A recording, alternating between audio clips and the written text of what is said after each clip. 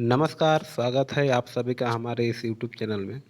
जैसे अगर आप तैयारी कर रहे हैं किसी भी एग्ज़ाम की जिसमें आपका हिंदी साहित्य है और हिंदी साहित्य के अंतर्गत अगर एक टॉपिक यानी मानसरोवर है। मानसरोवर ऐसे तो कथा का संग्रह है जिसमें से कुल 27 कहानियाँ हैं। 27 कहानियों में से सभी कहानियाँ एक से एक बढ़कर है और सभी में कुछ न कुछ सीखने को मिलेगा और जितने भी कहानियाँ हैं सभी मार्मिक हैं, जो कि ज्वलंत मुद्दाओं को लेकर बनाई गई हैं।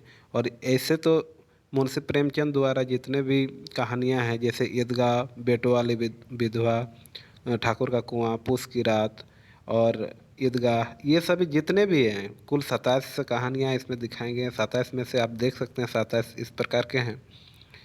इसमें से सभी ज्वलंत मुद्दाओं को दिखाया गया है और ज्वलंत मुद्दाओं का एक बहुत ही बड़ा उदाहरण है।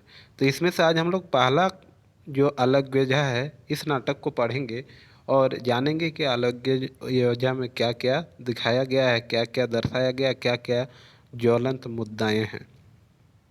तो देर न करते हुए अगर आप टीजीटी पीजीटी का तैयारी करते हैं तो ये वीडियो आपके लिए निश्चित रूप से लाभदायक होगा, ऐसा हम उम्मीद करते हैं। ठीक है, तो शुरू करते हैं हम लोग आज की इस वीडियो में पहली कड़ी अलोग्य झा के साथ। भोला महतो ने पहली स्त्री के मर जाने के बाद दूसरी सगाई की तो उसके लड़के रघु के लिए बुरे दिन आ गए। स्वाभाविक है, अगर किसी के पिताजी अपनी मम्मी खो जाने के बाद जब दूसरे शादी करते हैं तो उनके लिए बुरा ही दिन होगा। उन बेटों के लिए कोई अपने सौतेले माँ को देखना पसंद नहीं करते हैं। तो शुरू की ही पंक्ति में ही लग गया है कि बहुत ही अच्छा नाटक है। तो हम मन को एकाग्र करके ध्यान देकर आप सुनिए और मेरे साथ साथ अगर आपके पास बुक है तो आप निकाल कर पढ़ सकते हैं। रघु की उम्र उस समय केवल 10 वर्ष की थी। चैन से गांव में गुल्ली डंडा खेलता फिरता था। माँ के आते ही चक्की में जुतना पड़ा। पन्ना रूपवती स्त्री थी और रूप और गर्भ में चोली दामन का नाता है।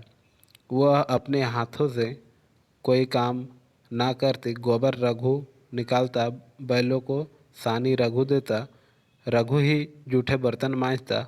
भोला की आंखें कुछ ऐसे फिरी कि उसे रघु में सब बुराइयां ही बुराइयां नजर आती।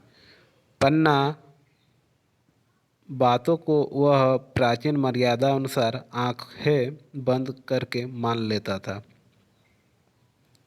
रघु की शिकायतों की जरा परवाह ना करता। नतीजा यह हुआ कि रघु ने शिकायत करना ही छोड़ दिया।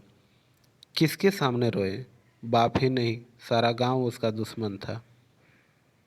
आखिर किसके सामने वो सुनाएगा? सारा गांव जो था उसका दुश्मन था। बड़ा जिद्दी लड़का है। पन्ना को तो कुछ समझता ही नहीं। बेचारी उसको दुलार करती है, खिलाती पिलाती है। यह उसी का फल है। दूसरी औरत होती तो निर्वाह ना होता। वह तो कहो पन्ना इतनी सीधी सादी है कि निर्वाह हो जाता है। सबल की शिकायतें सब सुनते ही निर्बल की फरियाद। पन्ना आखिर है कौन? तो पन्ना भोला ने पहले स्त्री के मर जाने के बाद जो दूसरी शादी की होगी तो उसी का नाम पन्ना है। इसके बाद हम लोग देखेंगे सबल की शिकायतें सब दूसरे हैं, निर्बल की फरियाद भी कोई नहीं सुनता। रघु का हृदय माँ की ओर से दिन दिन फटता जाता था। यहाँ तक कि 8 साल गुजर गए और एक दिन भोला के नाम भी मृत्यु का संदेश आ पहुँचा। पन्ना के 4 बच्चे थे, 3 बेटे और एक बेटी। इतना बड़ा खर्च और कमाने वाला कोई नहीं। रघु अब क्यों बात पूछने लगा? यह मानी हुई बात थी। अपनी स्त्री लाएगा और अलग रहेगा। स्त्री आकर और भी आग लगाएगी। पन्ना को चारों ओर अंधेरा ही दिखाई देता था। पर कुछ भी हो, वह रघु की औरत बनकर घर में ना रहेगी। जिस घर में उसने राज किया उसमें अब लौंडी ना बनेगी। जिस लौंडे को अपना गुलाम समझा उसका मुँह ना ताकेगी। वह सुंदर थी। अवस्था अभी कुछ ऐसी ज़्यादा ना थी। जवानी अपनी पूरी बहार पर थी। क्या वह कोई दूसरा घर नहीं कर सकती? यह ना होगा, लोग हंसेंगे बला से। उसकी बिरदाई में क्या ऐसा नहीं होता? ब्राह्मण ठाकुर थोड़ी ही थी कि नाटक नाक कट जाएगी। यह तो उन्हीं ऊंचे जाति में होता है कि घर में चाहे जो कुछ करो, बाहर पर्दा ढका रहे। वह तो संसार को दिखाकर दूसरा घर कर सकती है। फिर वह रघु की दबेल बनकर क्यों रहे? इस प्रकार की सोचती थी वो। भोला को मरे 1 महीने गुजर जा चुका था। संध्या हो गई थी। पन्ना इसी चिंता में पड़ी हुई थी कि सहसा उसे ख्याल आया, लड़के घर में नहीं है। यह बैलों के लौटने की बेला है। कहीं कोई लड़का उनके नीचे ना आ जाए। अब द्वार पर कौन है जो उनकी देखभाल करेगा? रघु को मेरे लड़के फूटी आंखें नहीं भाते, कभी हंसकर नहीं बोलता। घर से बाहर निकली तो देखा रघु सामने झोंपड़े में बैठ ऊख की गंडेरियां बना रहा है। लड़के उसे देख उसे घेरे खड़े हैं और छोटी लड़की उसकी गर्दन में हाथ डाले उसका पीठ पर सवार होने की चेष्टा कर रही है।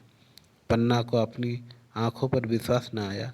आज तो यह नई बात है। शायद दुनिया को दिखाता है कि मैं अपने भाइयों को कितना चाहता हूँ और मन में छुरी रखी हुए घात मिले तो जान ही ले ले। काला सांप है, काला सांप, कठोर स्वर में बोली। तुम सबके सब वहाँ क्या करते हो? घर में आओ, सांझ की बेला है। गौरू आते होंगे। गौरू मतलब बैल आते ही होंगे। और इनको बोला जा रहा था। ये पन्ना जो थी अपने बेटों को बुला रही थी। बेटों और बेटियां जो थी उनको बुला रहे थे। लेकिन बेचारा रघु अपने भाई बहन से बहुत प्यार करता था, बहुत प्यार से रहता था। इसके बाद क्या होता है आगे आप देख सकते हैं। रघु ने विनीत नेत्रों से देखकर कहा, मैं तो हूँ ही काफी काकी, डर किस बात का है? बड़ा लड़का केदार बोला, काकी रघु दादा ने अपने लिए 2 गाड़ियाँ बना दी हैं। यह देख, एक पर हम और खुन्नू बैठेंगे, दूसरी पर लक्ष्मण और झुनिया। दादा दोनों गाड़ियाँ खींचेंगे। यह कहकर वह एक कोने से 2 छोटी-छोटी गाड़ियाँ निकाल लाया। 4 पहिए लगे थे। बैठने के लिए तख्ते और रोक के लिए दोनों तरफ बाजू थे। पन्ना ने आश्चर्य से पूछा, ये गाड़ियाँ किसने बनाई? केदार ने चिढ़कर कहा, रघु दादा ने बनाई है। और किसने? भगत के घर से वसूला और रुखनी। अच्छा, बसला। बसला मतलब होता है जो लोहा लोहा के बने होते हैं, जिसको हम लोग बैसला बोलते हैं। बैसला और रुखनी। रुखनी जिसमें लकड़ी को छेदा किया जाता है, मांग लाई और चटपट बना दी। खूब दौड़ती हैं काकी। बैठ खुन्नू, मैं खींचूं। खुन्नू गाड़ी में बैठ गया। केदार खींचने लगा। चर चर शोर हुआ, मानो गाड़ी भी इस खेल में लड़कों के साथ शरीक है। लक्ष्मण ने दूसरी गाड़ी में बैठकर कहा, दादा खींचो। रघु ने झुनिया को भी बड़ी गाड़ी में बिठा दिया और गाड़ी खींचता हुआ दौड़ा। तीनों लड़के तालियां बजाने लगे। पन्ना चकित नेत्रों से यह दृश्य देख रही थी और सोच रही थी कि यह वही रघु है या कोई और।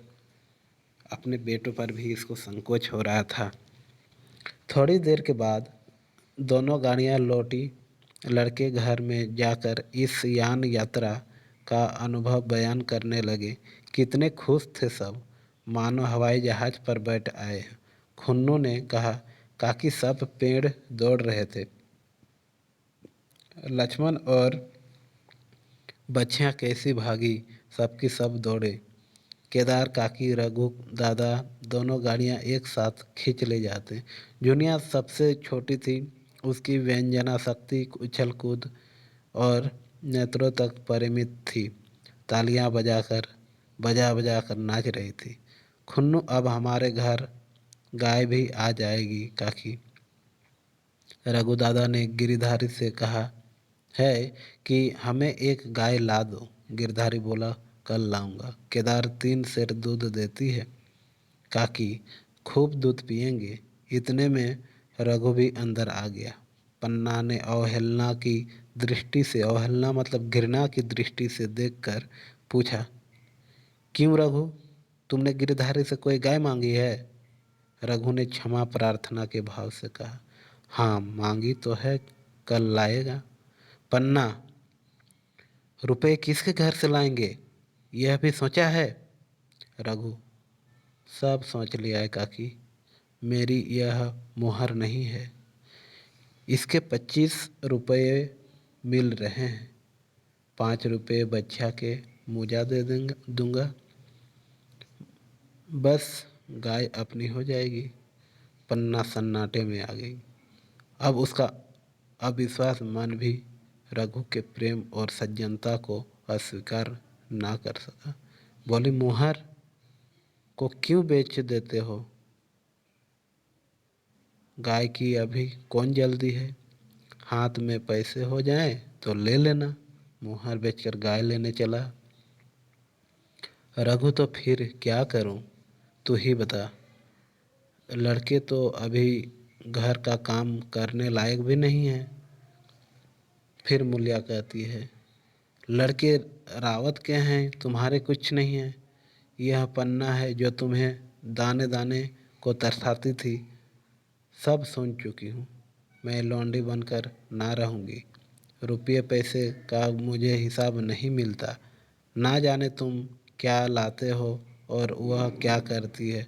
तुम समझते हो रुपये घर में ही तो हैं, मगर देख लेना तुम्हें जो एक फूटी कौड़ी भी नहीं मिले। रघु, रुपये पैसे तेरे हाथ में देने लगूं तो दुनिया क्या कहेगी, यह तो सोच। मूलिया, दुनिया, मूलिया उनकी पत्नी है रघु की। फिर मूलिया कहती है, दुनिया जो चाहे कहे, दुनिया के हाथों बिकी नहीं हूँ, देख लेना। भांड लिपकर हाथ काला ही रहेगा, फिर तुम अपने भाइयों के लिए मरो, मैं क्या मरूं। रघु ने कुछ जवाब ना दिया। उस जि, उस जिस बात का भय था वह उसे जिस बात का भय था वह इतनी जल्द सिर आ पड़ी। अब अगर उसने बहुत तत्थो थम्भो किया तो साल 6 महीने और काम चलेगा। बस आगे यह डोंगा चलता नज़र नहीं आता। बकरे की माँ कब तक खैर मनाएगी। एक दिन पन्ना ने मोहिए का सुखावन डाला। बरसात शुरू हो गई थी। बखार में अनाज गीला हो रहा था। मूलिया से बोली, बहू जरा देखती रहना, मैं तालाब से नहा कर आऊँ। मूलिया ने लापरवाही से कहा, मुझे नींद आ रही है, तुम बैठकर देखो, एक दिन ना नहाओगी तो क्या होगा। पन्ना ने साड़ी उतार कर रख दी, नहाने न गई। मूलिया का वार खाली गया। कई दिन के बाद एक शाम को पन्ना धान रोपकर लौटी। अंधेरा हो गया था। दिन भर की भूखी थी।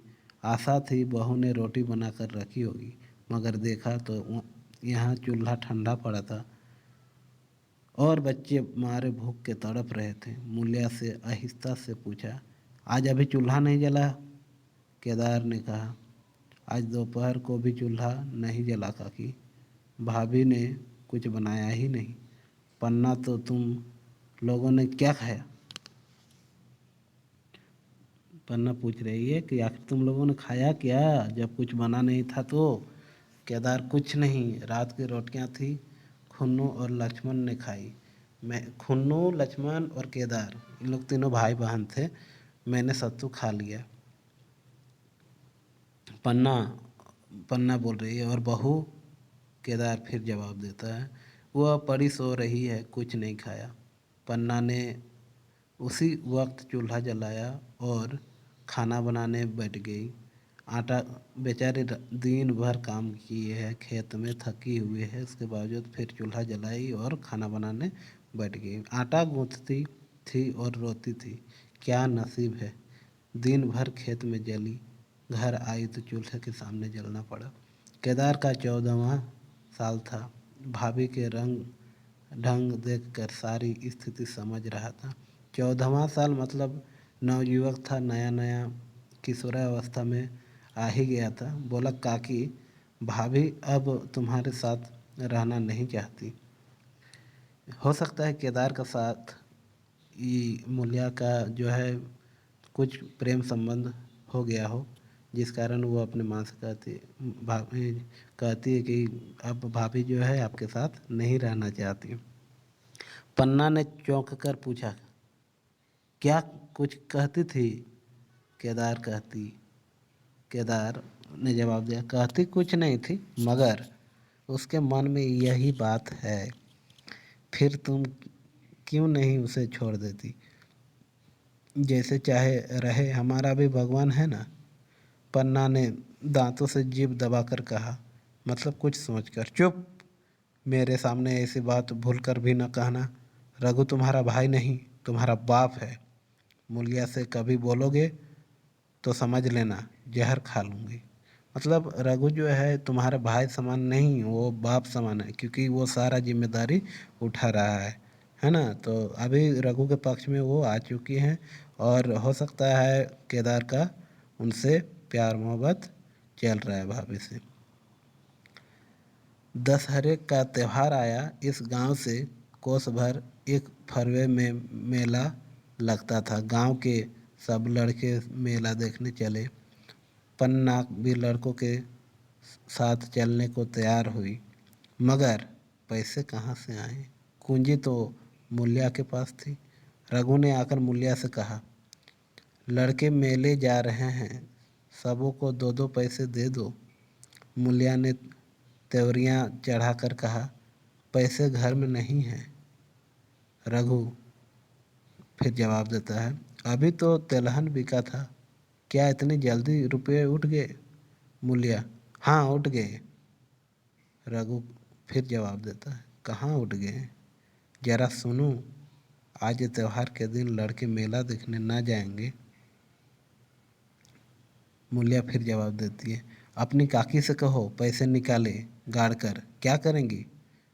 खूंटी पर कुंजी लटक रही थी। रघु ने कुंजी उतारी और चाहा कि संदूक खोले कि मूल्या ने हाथ पकड़ लिया और बोली, कुंजी मुझे दे दो, नहीं तो ठीक ना होगा। खाने पहनने को भी चाहिए, कागज किताब को भी चाहिए, उस पर मेला देखने को भी चाहिए। हमारी कमाई इसलिए नहीं है कि दूसरे खाएं और मूछों पर ताव दें। पन्ना ने रघु से कहा, भैया पैसे क्या होंगे, लड़के मेला देखने न जाएंगे? रघु ने झिड़क कर कहा, मेला देखने क्यों न जाएंगे? सारा गांव जा रहा है, हमारे ही लड़के ना जाएंगे? यह कहकर रघु ने अपना हाथ छुड़ा लिया और पैसे निकालकर लड़कों को दे दिए। मगर कुंजी जब मूल्या को देने लगा, तब उसने उसे आंगन में फेंक दिया और मुंह लपेट कर लेट गई। लड़के मेला देखने ना गए। इसके बाद 2 दिन गुजर गए। मूल्या ने कुछ नहीं खाया, क्योंकि वो गुस्सा गई थी, और पन्ना भी भूखी रही। रघु कभी इसे मनाता, कभी उसे, पर ना यह उठती ना वह। आखिर किनका सपोर्ट करेगी, अपना धर्मपत्नी की या तो फिर अपनी काकी की? आखिर रघु ने हैरान होकर मूल्या से पूछा, कुछ मुंह से तो कह, मतलब कुछ मुंह से तो बोलो, चाहती क्या हो? मूल्या ने धरती को संबोधित करके कहा, मैं कुछ नहीं चाहती, मुझे मेरे घर पहुंचा दो। मतलब वो मरना चाह रही है, अपना धरती को दिखा रही है कि मुझे अपनी धरती में जाने दो। रघु, अच्छा उठ, बना खाना, पहुंचा दूंगा। मूल्या ने रघु की ओर आंखें उठाई। रघु उसकी सूरत देखकर डर गया। वह माधुर्य और मोहकता, वह लावण्य गायब हो गया। दांत निकल आए थे, आंखें फट गई थी और नाखून फड़क रहे थे। अंगारे की सी लाल आंखें से देखकर बोली, अच्छा तो काकी ने यह सलाह दी है, यह मंत्र पढ़ाया है, तो यहाँ ऐसी कच्ची नहीं हूँ। तुम दोनों की छाती पर मूंग दलूंगी। हो किस फेरा में हो? रघु, अच्छा तो मूंग ही दल लेना, कुछ खा पी लेगी तभी तो मूंग दल सकेगी। मूलिया, अब तो तभी मुंह में पानी डालूंगी जब घर अलग हो जाएगा। बहुत झेल चुकी, अब नहीं झेला जाता। अब मूलिया का मांग हो गया कि मैं अलग रहना चाहती हूँ, उसके साथ नहीं रहूंगी। रघु सन्नाटे में आ गया। एक दिन तक उसके मुंह से आवाज़ ही न निकली। अलग होने की उसने स्वप्न में भी कल्पना ना की थी। उसने गांव में 2-4 परिवारों को अलग होते देखा था। वह खूब जानता था रोटी के साथ लोगों के हृदय भी अलग हो जाते हैं, अपने हमेशा के लिए गैर हो जाते हैं। फिर उनमें वही नाता रह जाता है जो गांव के आदमियों में। रघु ने मन में ठान लिया था कि इस विपत्ति को घर में ना आने दूंगा, मगर होनहार के सामने उसकी एक ना चाली। आह, मेरे मुंह में कालिख लगेगी। दुनिया यही कहेगी कि बाप के मर जाने के बाद 10 साल भी एक में निर्वाह ना हो सका, फिर किससे अलग हो जाऊं? जिनको गोद में खिलाया, जिनको बच्चों को की तरह पाला, जिनके लिए तरह तरह के कष्ट झेले, उन्हीं से अलग हो जाऊं। अपने प्यारों को घर से निकाल बाहर करूं। उसका गला फंस गया। कांपते हुए स्वर में बोला, तू क्या चाहती है कि मैं अपने भाइयों से अलग हो जाऊं? भला सोच तो, कहीं मुंह दिखाने लायक रहूंगा? मूलिया फिर गुस्सा से कहती, तो मेरा इन लोगों के साथ निर्वाह न होगा। रघु फिर बेचारा कहता है, तो तू अलग हो जा, मुझे अपने साथ क्यों घसीटती है? मूलिया फिर कहती है, तो मुझे क्या तुम्हारे घर में मिठाई मिलती है? मेरे लिए क्या संसार में जगह नहीं है? फिर बेचारा रघु कहता है, तेरी जैसी मर्जी, जहाँ चाहे रह, मैं अपने घर वालों से अलग नहीं हो सकता। जिस दिन इस घर में 2 चूल्हे जलेंगे, उस दिन मेरे कलेजे के 2 टुकड़े हो जाएंगे। मैं यह चोट नहीं सह सकता। तुझे जो तकलीफ हो वह मैं दूर कर सकता हूँ। माल असबाब की मालकिन तू ही है, अनाज पानी तेरे ही हाथ है। अब रह क्या गया है? अगर कुछ काम धंधा करना नहीं चाहती, मत कर। भगवान ने मुझे सब समाई दी होती तो मैं तुझे तिनका तक उठाने न देता। तेरे यह सुकुमार हाथ पांव मेहनत मजदूरी करने के लिए बना ही नहीं गए हैं, मगर क्या करूं, अपना कुछ बस ही नहीं है। फिर भी तेरा जी कोई काम करने को न चाहे मत कर, मगर मुझसे अलग होने की बातें न कह, तेरे पैर पड़ता हूँ। मूलिया ने सिर से आंचल खिसकाया और जरा समीप आकर बोली, मैं काम करने से नहीं डरती, ना बैठे बैठे खाना चाहती हूँ, मगर मुझसे किसी की धौंस नहीं सही जाती। तुम्हारे ही काकी घर का काम काज करती है तो अपने अपने लिए करती है, अपने बाल बच्चों के लिए करती है, मुझ पर कुछ एहसान नहीं करती, फिर मुझ पर धौंस क्यों जमाती है? उन्हें अपने बच्चों प्यारे होंगे, मुझे तो तुम्हारा आसरा है।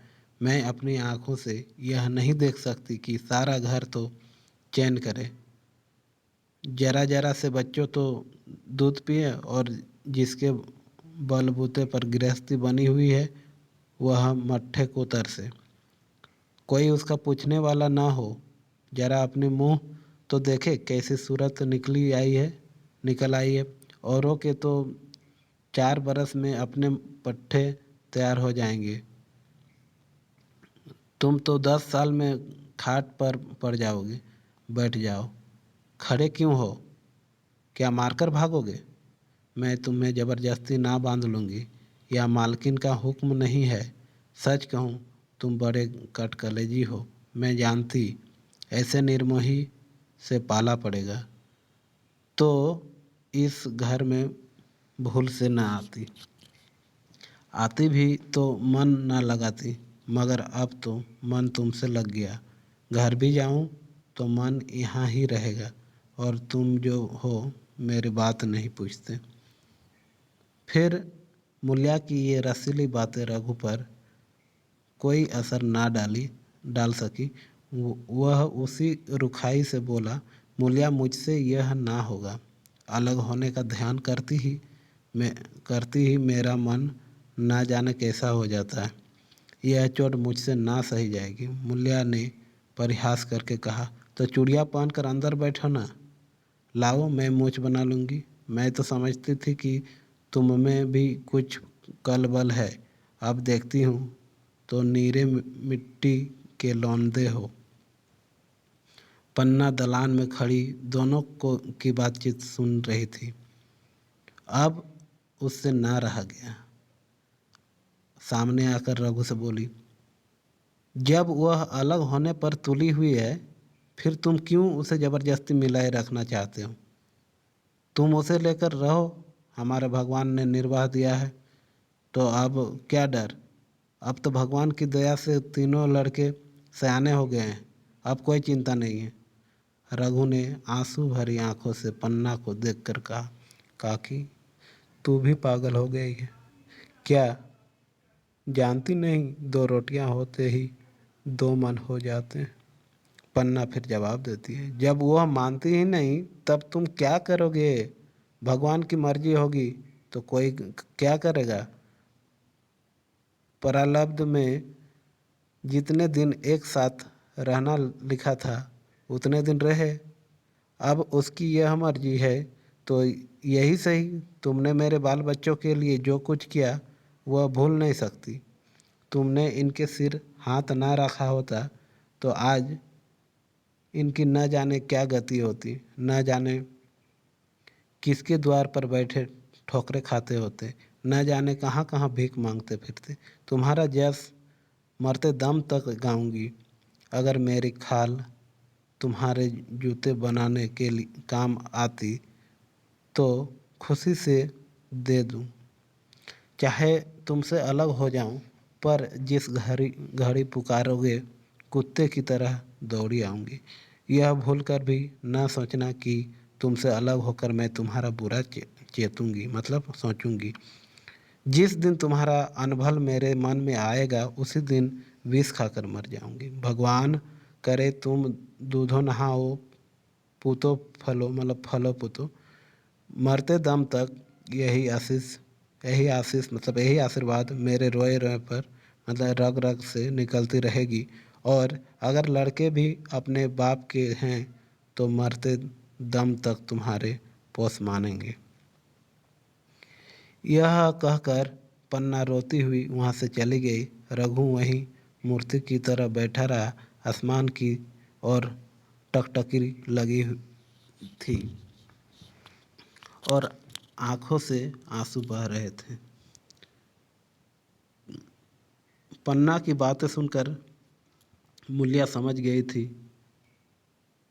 पन्ना की बातें सुनकर मूल्या समझ गई थी कि अपने पौबारह हैं। चटपट उठी, घर में झाड़ू लगाई, चूल्हा जलाया और कुएं से पानी लाने चली। उसकी टेक पूरी हो गई थी। गांव में स्त्रियां के दो दल होते हैं, एक बहुओं का, दूसरा सासों का। बहुएं सलाह और सहानुभूति के लिए अपने दल में जाती हैं।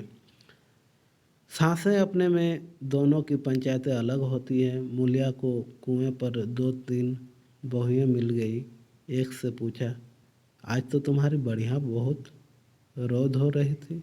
मतलब आज जो तुम्हारी बुढ़िया थी यानी पन्ना थी वो बहुत रो रही थी। मूल्या ने विजय के गर्व से कहा, इतने दिनों से घर की मालकिन बनी हुई है, राजपाट छोड़ते किसे अच्छा लगता।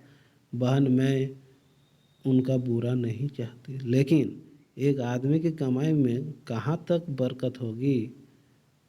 मेरे भी तो यही खाने पीने पहनने ओढ़ने के दिन हैं। अभी उनके पीछे मरो, फिर बाल बच्चे हो जाएं, उनके पीछे मरो, सारी जिंदगी रोते ही कट जाएंगी। एक बहू बुढ़िया यही चाहती है कि यह सब जन्म भर लौंडी बना रहे, मोटा झोंटा खाए और पड़ी रहे। दूसरी बहू, किस भरोसे पर कोई मरे अपने लड़के तो बात नहीं पूछे पर आए। लड़कों का क्या भरोसा, कल इनके हाथ पैर हो जाएंगे, फिर कौन पूछता है। अपनी अपनी मेहरियों का मुंह देखेंगे। पहले से ही फटकार देना अच्छा है, फिर तो कोई कलंक ना होगा। मूलिया पानी लेकर गई, खाना बनाया। रघु से बोली, जाओ नहा आओ, रोटी तैयार है। रघु ने मानो सुना ही नहीं, सिर पर हाथ रखकर द्वार की तरफ ताकता रहा। मूलिया क्या कहती हूँ। मूलिया फिर गुस्से से कहती, क्या कहती हूँ, कुछ सुनाई देता है। रोटी तैयार है, जाओ नहाओ, नहा कर आओ और रोटी खाओ। रघु, सुन तो रहा हूँ, क्या बहरा हूँ। रोटी तैयार है तो जाकर खा ले, मुझे भूख नहीं है। मूलिया ने फिर नहीं कहा। जाकर चूल्हा बुझा दिया, रोटियां उठाकर छीके पर रख दी और मुंह ढक कर लेट गए। जरा देर में पन्ना आकर बोली, खाना तैयार है, नहा धोकर खा लो, बहू भी भूखी है। रघु ने झुंझला कर कहा, काकी तू घर में रहने देगी कि मुंह में कालिख लगाकर कहीं निकल जाऊं। खाना तो खाना ही है, आज ना खाऊंगा, कल खाऊंगा, लेकिन अभी मुझसे ना खाया जाएगा। केदार, क्या अभी मदरसे से नहीं आया। मदरसे मतलब स्कूल से। स्कूल से क्या अभी तक नहीं आया है। पन्ना फिर जवाब देती है, अभी तो नहीं आया, आता ही होगा। पन्ना समझ गई कि जब तक वह खाना बनाकर लड़कों को ना खिलाएगी और खुद ना खाएगी, रघु ना खाएगा। इतना ही नहीं, उसे रघु से लड़ाई करनी पड़ेगी, उसे जली कटी सुनानी पड़ेगी, उससे यह दिखाना पड़ेगा कि मैं ही उससे अलग होना चाहती हूँ। नहीं तो वह इसी चिंता में घुल घुल कर प्राण दे देगा। यह सोचकर उसने अलग चूल्हा जलाया और खाना बनाने लगी। इतने में केदार और खुन्नू मदरसे से आ गए। केदार जो 14 साल का था और खुन्नू उनकी बहन थी, वो भी स्कूल से आ गए। पन्ना ने कहा, आओ बेटा, खाना खा लो, रोटी तैयार है। केदार ने पूछा, भैया को भी बुला लूँ ना। भैया जो रघु थे उनको भी बुलाने के लिए वो आता है।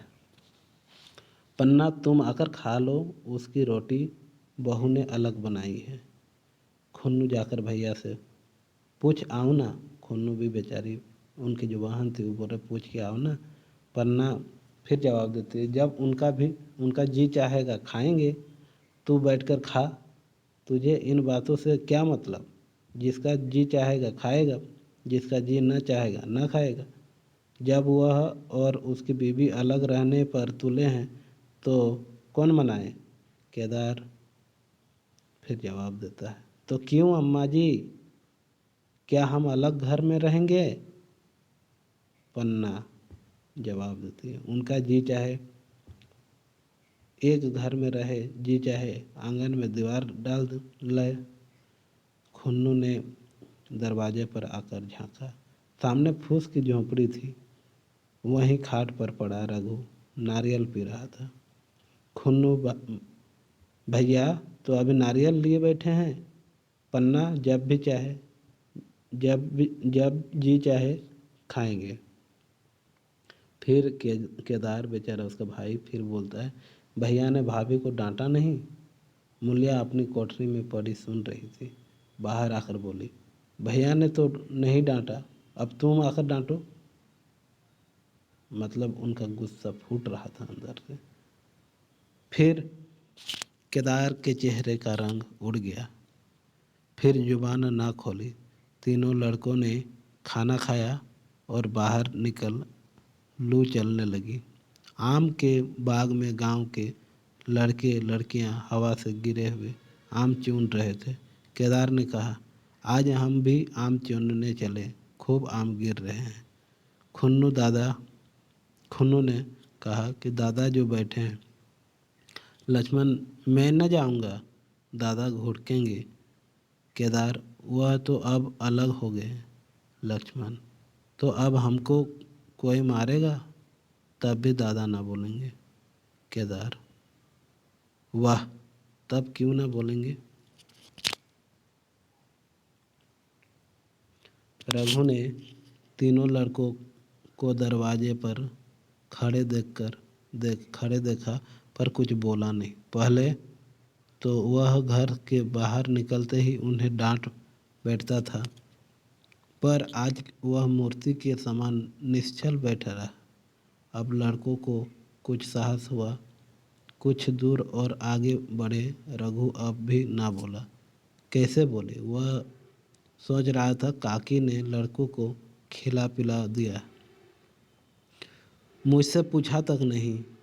क्या उसकी आंखों पर भी पर्दा पड़ गया? अगर मैंने लड़कों को पुकारा और वह न आए तो मैं उनको मार पीट तो ना सकूंगी। लू में सब मारे मारे फिरेंगे, कहीं बीमार न पड़ जाएं। उसका दिल महसूस कर रह जाता था, लेकिन मुंह से कुछ कह ना सकता था। लड़कों ने देखा कि यह बिल्कुल नहीं बोलते तो निर्भय होकर चल पड़े।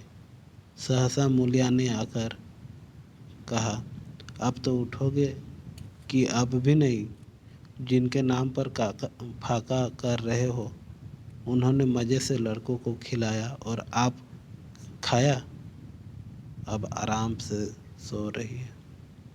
मोर पिया बात न पूछे, मोर सुहागिन नाव, एक बार भी तो मुंह से ना फूटा कि चलो भैया खा लो।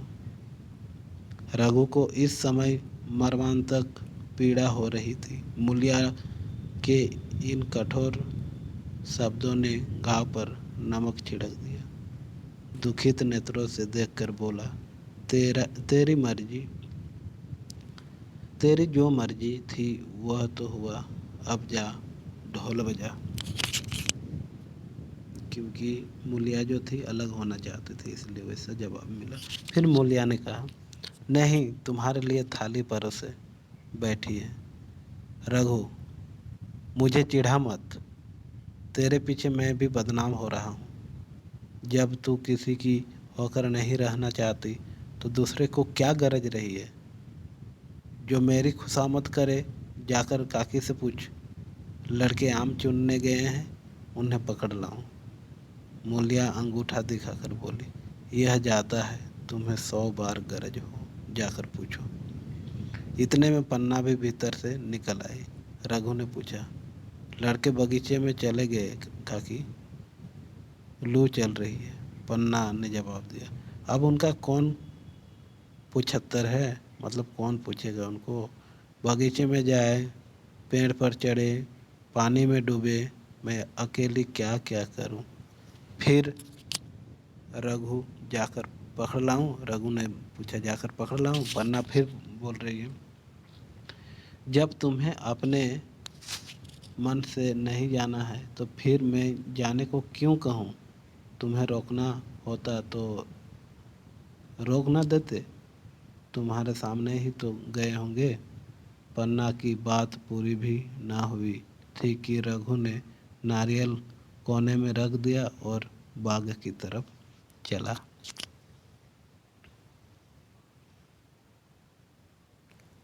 रघु लड़कों को लेकर बाग से लौटा तो देखा मूलिया अभी तक झोंपड़े में खड़ी है।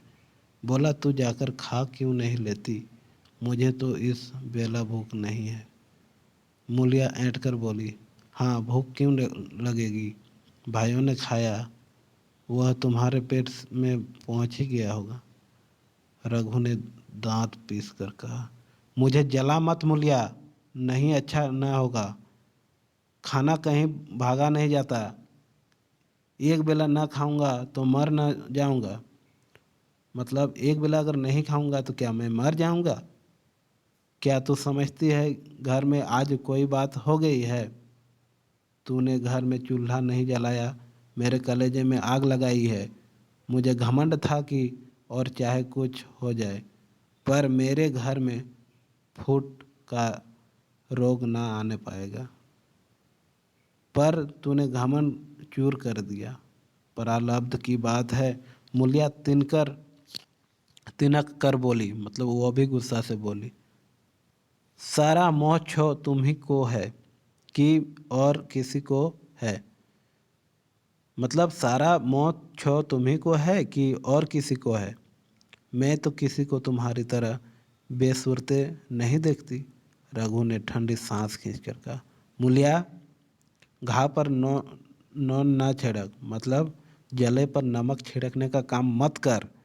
तेरे ही कारण मेरी पीठ में धूल लग रही है। मुझे इस गृहस्थी का मोह ना होगा तो किसे होगा? मैंने ही तो इसे मर मर जोड़ा है। जिनको गोद में खिलाया वह अब मेरे पट्टीदार रहेंगे। जिन बच्चों को मैं डांटता था उन्हें आज कड़ी आंखों से भी नहीं देख सकता। मैं उनके भले के लिए भी कोई बात करूं तो दुनिया यही कहेगी कि यह अपने भाइयों को लूट लेता है। जा, मुझे छोड़ दे, अभी मुझसे कुछ न खाया जाएगा। फिर मूलिया, मैं कसम रखा दूंगी, नहीं चुपके से चलो। रघु फिर, देख, अभी भी कुछ नहीं बिगड़ा है, अपना होठ छोड़ दे, अपना हट छोड़ दे, मतलब अपना जिद छोड़ दे। मूलिया हमारा ही लहू है पिए, जो खाने न बैठे। मूलिया कहती, हमारा ही तब मेरे ही खून पियो तुम, यदि खाने नहीं बैठे। इस प्रकार की कसम देती है। कौन? मूलिया। किसको? रघु को। रघु ने कानों पर हाथ रख कर कहा, यह तूने क्या किया मूलिया? मैं तो बैठ ही रहा था, चल खा लूँ, नहाने धोने कौन जाए। लेकिन इतनी कह देता हूँ कि चाहे 4 की जगह 6 रोटियाँ खा जाऊँ, चाहे तू मुझे घी के मटके में ही डुबा दे, पर यह दाग मेरे दिल से ना मिटेगा।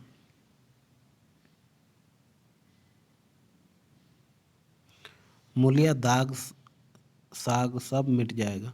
पहले सबको ऐसा ही लगता है, देखते नहीं हो उधर कैसी चैन की बंसी बज रही है। वह तो मना ही रही थी कि किसी तरह यह सब अलग हो जाएं। अब वह पहले की सी चांदी तो नहीं है कि जो कुछ घर में आवे सब गायब। अब क्यों हमारे साथ रहने लगी? रघु ने आहत स्वर में कहा, इसी बात का तो मुझे गम है काकी, से मुझे ऐसी आशा न थी। रघु खाने बैठा तो कौर विष के घूंट सा लगता था। जान पड़ता था रोटियां भूसी की है, दाल पानी सी लग रही है, और पानी कंठ के नीचे ना उतरता था। दूध की तरफ देखा तो तक नहीं, 2-4 ग्रास खाकर उठ आया जैसे किसी प्रियजन के श्राद्ध का भोजन हो। रात का भोजन भी उसने इसी तरह किया। भोजन क्या किया, कसम पूरी की। रात भर उसका चित्त उद्विग्न रहा। एक अज्ञात शंका उसके मन पर छाई हुई थी, जैसे भोला मातो द्वार पर बैठा रो रहा था हो। भोला मातो तो था नहीं, लेकिन उनको ऐसा महसूस हो रहा था कि भोला मातो मेरे द्वार पर रो रहे हैं, वो मेरे पिताजी हैं। वो अगर रहते तो क्या स्थिति होती। वह कई बार चौंक कर उठा। ऐसा जान पड़ा भोला उसकी ओर तिरस्कार की आंखों से देख रहा है। वह दोनों जून भोजन करता था। दोनों जून मतलब दोनों मिलकर भोजन करता था। पर जैसे शत्रु के घर भोला को शोकमग्न मूर्ति आंखों से ना उतरती देखी थी। रात को उसे नींद न आती। वह गांव में निकलता तो इस तरह मुंह चुराए सिर झुकाए मानो गौ हत्या की है। 5 साल गुजर गए। रघु अब 2 लड़कों का बाप था। आंगन में दीवार खींच गई थी। खेतों में मेड़े डाल दी गई थी और बैल बच्चियां बांध लिए गए थे। मतलब 5 साल गुजर गए। रघु के भी 2 पुत्र हो चुके थे और घर के आंगन में दीवारें लग गई और जितने भी खेत खलिहान थे सभी जगह क्या हो गए, मेड़ लग गए। मेड़ मतलब सीमा रेखा बनाई गई। केदार उम्र अब 19 की हो गई। मतलब केदार जो है अब जवानी में आ चुका था। उसने पढ़ना छोड़ दिया था और खेती का काम करता था। खुन्नू गाय चराता था। मतलब खुन्नू जो था वो गाय चराती थी। केवल लक्ष्मण अब तक मदरसे जाता था। लक्ष्मण सबसे छोटा था जो अभी भी स्कूल जा रहा था। पन्ना और मूलिया दोनों एक दूसरे की सूरत से जलते थे। मूलिया के दोनों लड़के बहुधा पन्ना के ही पास रहते। वही उन्हें उबटन मलती, वही काजल लगाती, वही गोद। ऐसे भी कहा जाता है कि बेटा से भी प्यारा पोते होते हैं। तो वो जो पोता था, पोता के साथ रहती थी पन्ना रघु पुत्र के साथ। वही गोद में लिए फिरती। मगर मूल्या के मुंह से अनुग्रह का शब्द भी न निकलता। न पन्ना ही इसकी इच्छुक थी। वह जो कुछ करती निर्व्याज भाव से करती थी। उसके 2 लड़के अब कमाऊ हो गए थे। लड़की खाना पका लेती थी। वह खुद ऊपर का काम काज कर लेती। इसके विरुद्ध रघु अपने घर का अकेला था। वह भी दुर्बल, अशक्त और जवानी में बूढ़ा। अभी आयु 30 वर्ष से अधिक ना थी, लेकिन बाल खिचड़ी हो गए थे। कमर भी झुक गई थी। खांसी ने जीर्ण कर रखा था। देखकर दया आती थी। और खेती पसीने की वस्तु है। खेती की जैसी सेवा होनी चाहिए वह उससे ना हो पाती। फिर अच्छी फसल कहाँ से आती। कुछ ऋण भी हो गया था। वह चिंता और भी मारे डालती थी। चाहिए तो यह था कि अब उसे कुछ आराम मिलता। इतने दिनों के निरंतर परिश्रम के बाद सिर का बोझ कुछ हल्का होता। लेकिन मूल्या की स्वार्थपरता और अदूरदर्शिता ने लहराती हुई खेती उजाड़ दी। अगर सब एक साथ रहते तो वह अब तक पेंशन पा जाता। मज़े से द्वार पर बैठा हुआ नारियल पीता। भाई काम करते वह सलाह देता। माँ तो बना फिरता। कहीं किसी के झगड़े चुकता, कहीं साधु संतों की सेवा करता। वह अवसर हाथ से निकल गया। मतलब किसी का झगड़ा होगा तो झगड़ा को समाधान करने वाला बनता। माँ तो मतलब मालिक बन के फिरता। और अब तो चिंता भार दिन दिन बढ़ता जा रहा है। आखिर उसे धीमा धीमा ज्वर रहने लगा। रघु बीमार रहने लगा, बीमार पड़ गया। हृदय शूल, चिंता, कड़ा परिश्रम और अभाव का यही पुरस्कार है। पहले कुछ परवाह न की। समझ आप अच्छा हो जाएगा। मगर कमजोरी बढ़ने लगी तो दवा की फिक्र हुई। जिसने जो बता दिया खा लिया। डॉक्टर और वैद्यों के पास जाने की सामर्थ्य कहाँ। और सामर्थ्य भी होती तो रुपये खर्च कर देने की सिवा नतीजा ही क्या था। जीर्ण ज्वर की औषधि आराम और पुष्टिकारक भोजन है। ना वह बसंत मालती का सेवन कर सकता था और न आराम से बैठकर बलवर्धक भोजन कर सकता था। कमजोरी बढ़ती ही गई। कमजोरी बढ़ने का एक ही कारण उनकी बीवी जो मूलिया थी। पन्ना को अवसर मिलता तो वह आकर उसे तसल्ली देती, लेकिन उसके लड़के अब रघु से बात भी ना करते। दवा दारू तो क्या करते, उसका मजाक और उड़ाते। भैया समझते थे कि हम लोगों से अलग होकर सोने और ईंट रख लेंगे। भाभी भी समझती थी सोने से लद जाऊंगी। अब देखे कौन पूछता है, सिसक सिसक कर ना मरे तो कह देना। बहुत हाय हाय भी अच्छी नहीं होती। आदमी उतना काम करे जितना हो सके, यह कहीं की रुपये के लिए जान दे दे, यह नहीं कि रुपये के लिए जान दे दे। सही बात है। पन्ना कहती, रघु बेचारे का कौन दोष है। केदार कहता, चल मैं खूब समझता हूँ, भैया की जगह मैं होता तो डंडे से बात करता। मजाक थी कि औरत यूं जिद करती। यह सब भैया की चाल थी, सब सदी बदी बात थी। आखिर एक दिन रघु का टिमटिमाता हुआ जीवन दीपक बुझ गया। यानी दिल को दहलाने वाली बात यहाँ पर है कि रघु की मौत हो जाती है। मौत ने सारी चिंताओं का अंत कर दिया। अंत समय उसने केदार को बुलाया, पर केदार को ऊख में पानी देना था। डरा कहीं दवा के लिए ना भेज दे, बहाना बना दिया। मूल्या का जीवन अंधकारमय हो गया। जिस भूमि पर उसने मनसूबे की दीवार खड़ी की थी वह नीचे से खिसक गई थी। जिस खूंटे के बल पर वह उछल रही थी वह उखड़ गया था। गांव वालों ने कहना शुरू किया, ईश्वर ने कैसा तत्काल दंड दिया। बेचारी मारे लाज के अपने दोनों बच्चों को लिए रोया करती। गांव के किसी को मुंह दिखाने का साहस ना होता। प्रत्येक प्राणी उससे यह कहता हुआ मालूम होता था, मारे घमंड की धरती पांव न रखती थी। आखिर सजा मिल ही गई। अब इस घर में कैसे निर्वाह होगा, यह किसके सहारे चलेगी, किसके बल पर खेती होगी। बेचारा रघु बीमार था, दुर्बल था, पर जब तक जीता रहा अपना काम करता रहा। मारे कमजोरी के कभी कभी सिर पकड़कर बैठ जाता और जरा दम लेकर फिर हाथ चलाने लगता। सारी खेती तहस नहस हो रही थी, उसे कौन संभालेगा। अनाज की डांठें खलिहान में पड़ी थी, ऊख अलग सूख रही थी। वह अकेली क्या क्या करेगी। फिर सिंचाई अकेले आदमी का तो काम नहीं, तीन तीन मजदूर को कहाँ से लाएं। गांव में मजदूर थे ही कितने।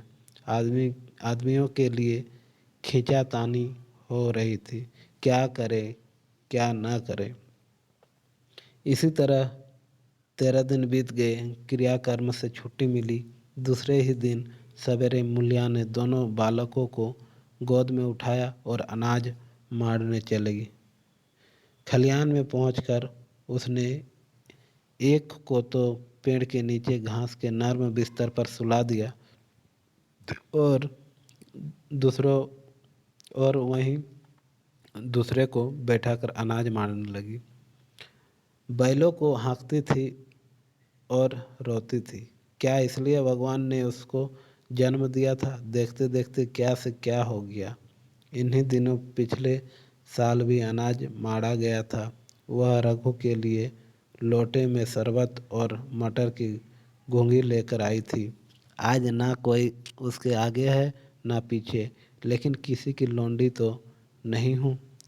उसे अलग होने का अब भी पछतावा ना था। एकाएक छोटे बच्चे का रोना सुनकर उसने उधर ताका तो बड़ा लड़का उसे चुमकार कर कह रहा था, भैया चुप रहो, चुप रहो। मतलब उसका जो बड़ा लड़का उल्लू कह रहा है, बोल अच्छे से बोलने पर, भैया चुप रहो चुप रहो। धीरे धीरे उसके मुंह पर हाथ फेरता था और चुप कराने के लिए विकल रहा था। जब बच्चा किसी तरह चुप न हुआ तो वह खुद उसके पास लेट गया और उसे छाती से लगाकर प्यार करने लगा। मगर जब यह प्रयत्न भी सफल ना हुआ तो वह रोने लगा। उसी समय पन्ना दौड़ी आई और छोटे बालक को गोद में उठाकर प्यार करते हुए बोली, लड़कों को मुझे क्यों ना दे आई बहू। हाय हाय बेचारा धरती पर पड़ा रो रहा था। जब मैं मर जाऊं तो जो चाहे करना, अभी तो जीती हूँ। अलग हो जाने से बच्चे तो नहीं अलग हो गए। मूल्या ने कहा, तुम्हें भी तो छुट्टी नहीं थी अम्मा, क्या करती। पन्ना फिर जवाब दे रही, तो मुझे यहाँ आने की ऐसी क्या जल्दी थी, डांट मार ना जाती। तीन तीन लड़के तो हैं और किस दिन काम आएंगे। केदार तो कल ही मारने को कह रहा था, पर मैंने कहा पहले ऊख में पानी दे लो फिर आज मारना। मड़ाई तो 10 दिन बाद भी हो सकती। ऊख की सिंचाई ना हुई तो सूख जाएंगे। कल से पानी चढ़ा हुआ है, परसों तक खेत भर जाएंगे, तब मड़ाई हो जाएगी। तुझे विश्वास न आएगा, जब से भैया मरे हैं केदार को बड़ी चिंता हो गई है। दिन में 100 बार पूछता है, भाभी बहुत रोती तो नहीं है, देख लड़के भूखे तो नहीं हैं। कोई लड़का रोता है तो दौड़ा आता है, देख अम्मा क्या हुआ, बच्चा क्यों रोता है। कल रोकर बोला, अम्मा मैं जानता कि भैया इतनी जल्दी चले जाएंगे तो उनकी कुछ सेवा कर लेता। कहाँ जगाए जगाए उठता था। अब देखती हो पहर रात से उठकर काम में लग जाता है। खुन्नू कल जरा सा बोला, पहले हम अपनी ऊख में पानी दे लेंगे तब भैया की ऊख में देंगे। इस पर केदार ने ऐसा डांटा कि खुन्नू के मुंह से फिर बात न निकली। बोला, कैसी तुम्हारी और कैसी हमारी ऊख। भैया ने जिला न लिया होता तो आज या तो मर गए होते या कहीं भीख मांगते होते। आज तुम बड़े ऊख वाले बने हो, यह तुम उन्हीं का पूर्ण प्रताप है कि आज भले आदमी बन बैठे हो। परसों रोटी खाने को बुलाने गई तो मड़ैया में बैठा रो रहा था। पूछा क्यों रोता है तो बोला, अम्मा भैया इसी अलोग्यजा के दुख से मर गए। अलोग्यजा का अर्थ होता ही है अलग होना, अलग से जीना, है ना। नहीं अभी उनकी उम्र ही क्या थी। यह उस वक्त ना सूझा, नहीं उनसे क्यों बिगाड़ करते। यह कहकर पन्ना ने मूल्या की ओर संकेत दृष्टि से देखकर कहा, तुम्हें वह अलग ना रहने देगा बहू। कहता है भैया हमारे लिए मर गए तो हम भी उनके बाल बच्चों के लिए भी मर जाएंगे। मूल्या की आंखों से आंसू जारी थी। पन्ना को बातों में आज सच्ची वेदना, सच्ची सांत्वना, सच्ची चिंता भरी हुई थी। मूल्या का मन कभी उसकी ओर इतना आकर्षित ना हुआ था जिनसे उसे व्यंग्य और प्रतिकार का भय था। वे इतने दयालु, इतने शुभेच्छु हो गए थे। आज पहली बार उसे अपनी स्वार्थपरता पर लज्जा आई। पहली बार आत्मा ने अयोग्य पर धिक्कारा। इस घटना को हुए 5 साल गुजर गए। पन्ना आज बूढ़ी हो गई। केदार घर का मालिक है, मूल्या घर की मालकिन। खुन्नू और लक्ष्मण के विवाह हो चुके हैं मगर केदार अभी तक कुंवारा है। उनके छोटी बहन और छोटा भाई का शादी हो चुका है। बेचारा केदार अभी तक कुंवारा है। कहता है कि मैं विवाह न करूँगा। कई जगहों से बातचीत हुई, कई सगाइयाँ आई पर उसने हामी ना भरी। पन्ना ने कंपे लगाए, जाल फैलाए पर वह ना फंसा। कहता औरतों से कौन सुख। मेहरिया घर में आई और आदमी का मिजाज बदला। फिर जो कुछ है वह मेहरिया, माँ बाप भाई बंधु सब पर आए। जब भैया जैसे आदमी का मिजाज बदल गया तो फिर दूसरों की क्या गिनती। 2 लड़के भगवान के दिए हैं और क्या चाहिए। बिना ब्याह किए 2 बेटे मिल गए, इससे बढ़कर और क्या होगा। जिसे अपना समझो वह अपना है, जिसे गैर समझो वह गैर है। एक दिन पन्ना ने कहा, तेरा वंश कैसे चलेगा? केदार, मेरा वंश तो चल रहा है। दोनों लड़कों को अपना ही समझता हूँ। पन्ना समझने ही पर है तो तुम मूल्या को भी अपनी मेहरिया समझता होगा। केदार ने झेंपते हुए कहा, तुम तो गाली देती हो अम्मा। पन्ना फिर बोलती है, गाली कैसी? तेरी भाभी ही तो है। केदार, मेरे जैसे लठ गंवार को वह क्यों पूछने लगी? पन्ना, तू करने को कहा तो मैं उससे पूछूं? केदार फिर कहता है, नहीं, मेरी अम्मा कहीं रोने गाने ना लगे। पन्ना फिर जवाब देती है, तेरा मन हो तो मैं बातों बातों में उसके मन की था लूँ। केदार फिर कहता है, मैं नहीं जानता, जो चाहे कर। पन्ना केदार के मन की बात समझ गई। लड़के का दिल मूल्या पर आया हुआ है, पर संकोच और भय के मारे कुछ नहीं कहता। उसी दिन उसने मूल्या से कहा, क्या करो बहू, मन की ललसा मन में ही रह जाती है। केदार का घर भी बस जाता तो मैं निश्चिंत हो जाती। मूल्या वह तो करने को ही नहीं कहते। पन्ना कहता पन्ना कहता है पन्ना बोल रही है कि वो कहता है, ऐसी औरत मिले जो घर में भेल से रहे तो कर लूँ। मूल्या, भेल नहीं, मेल से रहे तो कर लूँ। मूल्या, ऐसी औरत कहाँ मिलेगी, कहीं ढूंढो। पन्ना, मैंने तो ढूंढ लिया है। मूल्या कहती है, सच?